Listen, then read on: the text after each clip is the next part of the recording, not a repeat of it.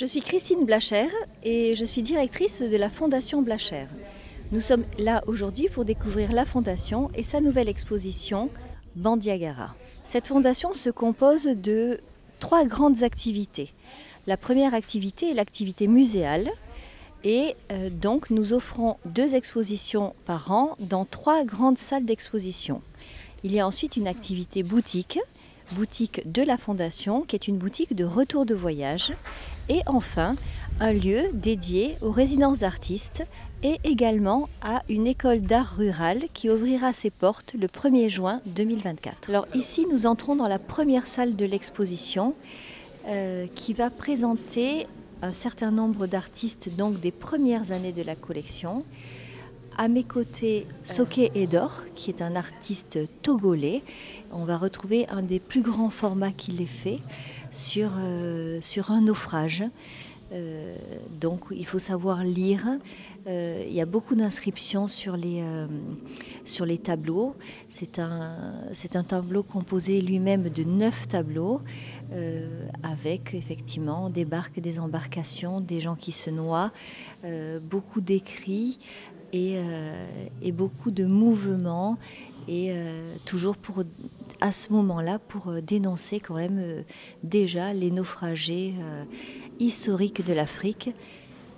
Tout cela a commencé évidemment avec le commerce de l'esclavage et se poursuit aujourd'hui avec le commerce de la détresse.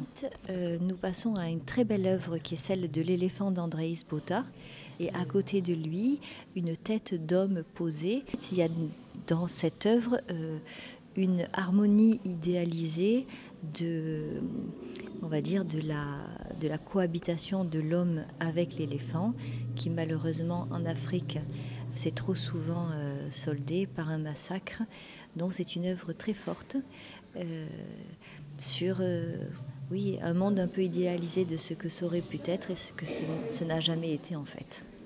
Ensuite, et là nous allons rejoindre cet artiste assez extraordinaire malien qui fut l'un des premiers que Papa rencontra, donc à côté des falaises de Bandiagara, près du village de Ségou.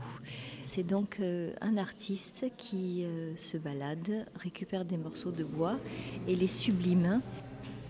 Là, nous sommes dans la salle 2 de l'exposition et dans cet espace, on va trouver 3 choses assez intéressantes qu'on est allé chercher dans une des expositions passées, qui était une confrontation de masques par des artistes contemporains à des masques plus anciens.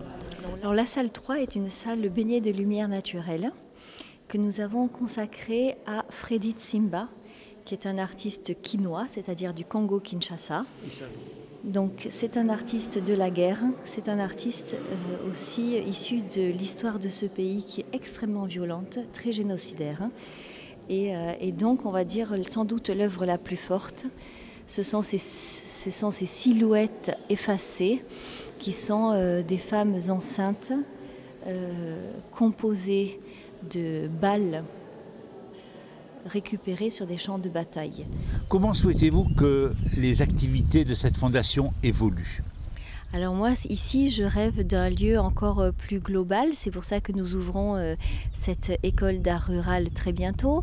Je souhaite accueillir toujours plus d'artistes en résidence. Nous en accueillons ici 5 à 6 par an et au Sénégal 5 à 6, ce qui fait de nous quand même des spécialistes de la résidence d'artistes et ce qui fait aussi l'ADN de notre fondation, qui est non seulement dédiée à l'art contemporain africain, mais qui se prévaut de cette spécialité d'accueillir énormément de résidences d'artistes.